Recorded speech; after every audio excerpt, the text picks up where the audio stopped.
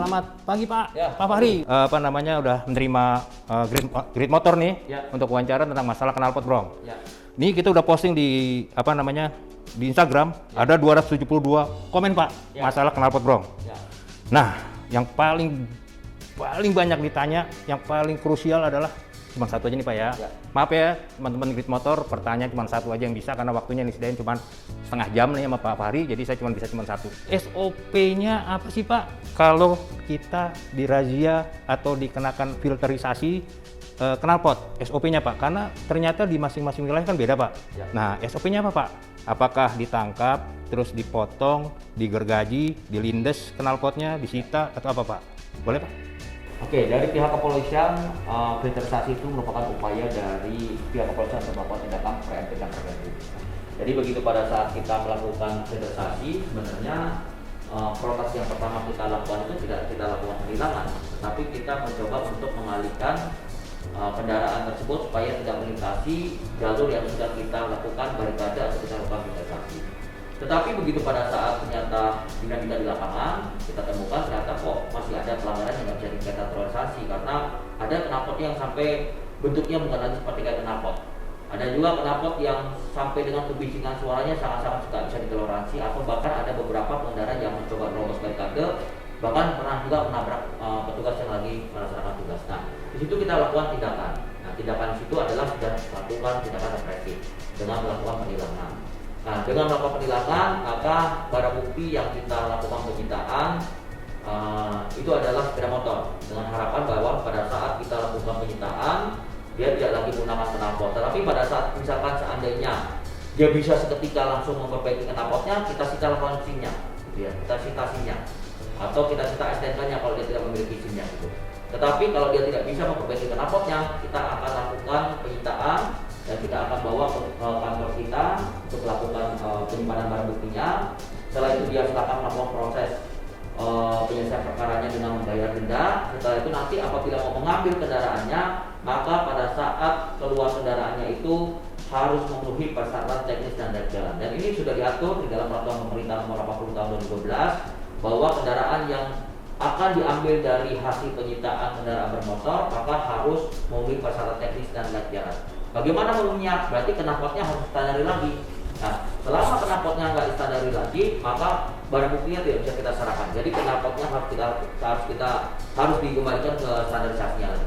Jadi knalpotnya harus distandarin Pak ya? Ya. Oh, jadi gitu Sobat Grid Motor. Nah, ternyata SOP-nya adalah motor yang terdapat kesalahan Pak ya? Ya. Dengan aturan itu pertama adalah yang motornya disita ya Pak ya? Motor disita. Motor disita, ingat ya, motor disita. Jadi lumayan berat ya kalau masih nekat-nekat ya. Setelah motor disita ternyata kalau di situ bisa diganti knalpotnya, Ya. diberi kesempatan oleh pihak polisi untuk mengganti, lalu ditilang entah SIM-nya atau STNK-nya Pak ya. Nah, sesuai dengan berlaku tilang biasa. Nah, kalau memang nggak bisa diganti, ternyata dibawa kemana Pak? Ke kantor masing-masing, misalkan kantornya Satlantas Jakarta Pusat atau Subditgakum di Lantas Polda Metro Jaya, tergantung dari yang melakukan penilangan petugasnya. Jadi ditaruh di masing-masing Satlantasnya, kepolisian. Nah, kalau di situ tuh prosesnya? Setelah itu lakukan prosesnya, penyelesaian perkaranya dengan membayar denda tilang.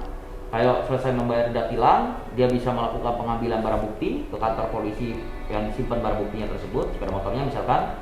Nah, di situ nanti harus bisa menunjukkan surat-surat untuk bisa mengambil sepeda motornya dan termasuk harus mengganti knalpotnya menjadi standar. Oh, jadi bawa knalpot standar ganti Pak ya? Ya, harus.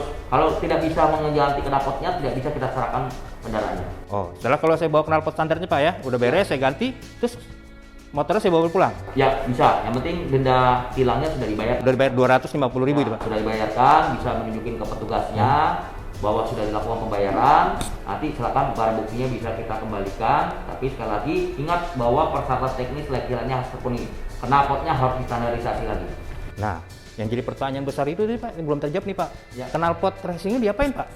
Dipulangkankah ke kita atau disita sebagai barang bukti Pak? Ya, untuk knalpotnya kita sita sebagai barang bukti, gitu ya. Karena knalpot itu kan barang buktinya, gitu ya. Barang bukti yang tidak boleh digunakan lagi oleh masyarakat seperti itu. Lah terus Kan itu belinya mahal Pak ya? Ya. Jadi gimana tuh Pak statusnya Pak? Ya, untuk statusnya kita simpan ya, karena memang barang bukti itu kan sebenarnya milik kejaksaan. Maka nanti dari kejaksaan silakan diurus kejaksaan. Karena setiap barang bukti, ingat ya, setiap barang bukti yang disita oleh kepolisian itu sebenarnya milik kejaksaan. Cuman ada yang dititipkan oleh kepolisian. Tapi ada beberapa barang bukti yang memang kita kirimkan ke kejaksaan karena kejaksaannya pun mau menerima gitu. Jadi barang buktinya kita simpan, kita akan serahkan kejaksaan. Silakan nanti berkoordinasi dengan kejaksaan seperti itu. Syaratnya Pak? Koordinasi langsung dengan kejaksaan.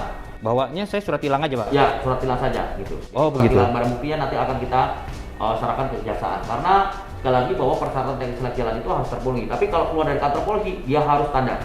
Iya. Motor bisa kita serahkan, tapi kalau barang bukti, karena kan yang menjadi barang buktinya itu sebenarnya ada knalpotnya. Iya. Perbuatannya itu knalpotnya gitu. Iya. Bukan sepeda motornya. Sepeda motornya Aman-aman aja Pak? gitu kan, bisa dimiliki oleh si pemiliknya kembali. Tetapi yang melakukan pelanggarannya itu yang tidak memenuhi persyaratan teknis surat jalan itu adalah knalpotnya tadi. Oh, gitu Sobat Grit Motor. Jadi yang masih nekat ini urusannya panjang ya Bor. Knalpotnya motornya ditahan di kepolisian, knalpotnya diambil dan ditahan di kejaksaan dan ngurusnya pasti butuh waktu lama. Ya. Nah, makasih banyak nih Pak Fahri. Terima kasih. Waduh, udah keterangannya sangat membutuhkan. Nah, itulah Sobat Grit Motor bincang-bincang kita dengan Pak Fahri mengenai knalpot brong. Jangan lupa subscribe dan bunyikan lonceng agar kalau ada video-video terbaru dari Grit Motor akan sobat-sobat Grit Motor langsung bisa tahu video-video terbaru. Oke, sampai juga dengan video-video terbaru.